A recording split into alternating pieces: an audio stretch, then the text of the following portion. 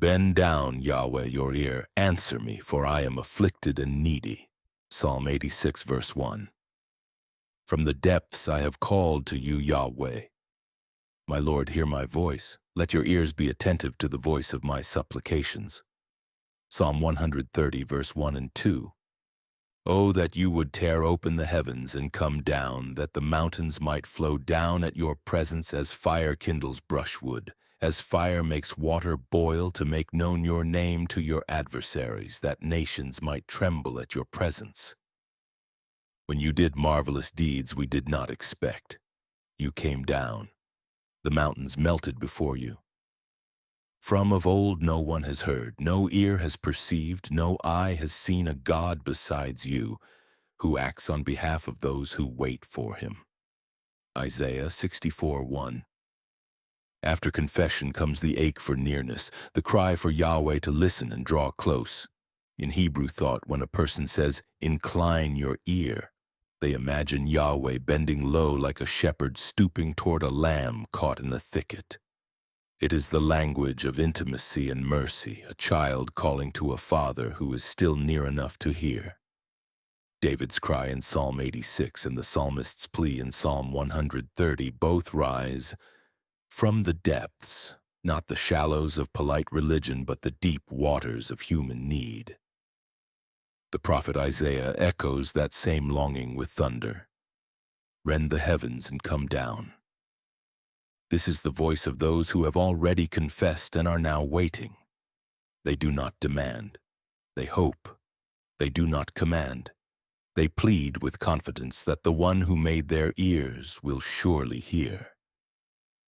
When the righteous remnant says, "Incline your ear, O Yahweh," it is not the language of doubt. It is the sound of faith pressed through silence, a people believing that their cry still reaches the throne. This prayer speaks to seasons of silence when heaven feels distant and yet faith refuses to stop calling. It provides language for personal and communal intercession, for believers crying out for revival in spiritually dry lands, for families waiting through unanswered prayers, and for intercessors who feel Yahweh's distance but still stand watch.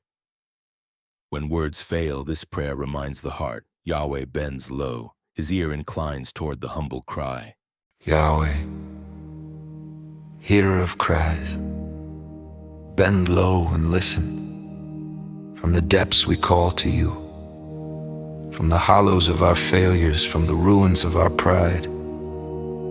Our words rise like incense smoke through the cracks in the altar stones. We are poor and needy, not only in bread or shelter, but in spirit, in truth, in your nearness. We are like dry ground yearning for rain, like a parched field turning its face toward the clouds. Incline your ear, O Yahweh. Stoop down as a father toward his child, as a shepherd searching through the night for the voice of one lost sheep. Hear the trembling in our cry. Hear the prayers of mothers whispering for sons, of fathers weary from holding the weight of this world. Hear the brokenhearted whose tears have become their language. If you, Yahweh, should mark iniquities, who could stand? But with you there is forgiveness, that you may be feared. Forgive us and come near. Rend the heavens, Yahweh, not in wrath but in mercy. Tear the silence that has lingered too long between heaven and earth. Let your presence descend like dew upon this weary soil. Let your breath move across the valley once again. Your whisper be heard in the tent. Your name be spoken with awe instead of habit. Stretch forth your hand to heal what has been crushed, to bind what has been torn, to raise what has been bowed low. Yahweh, hear not only the words, but the groanings beneath them.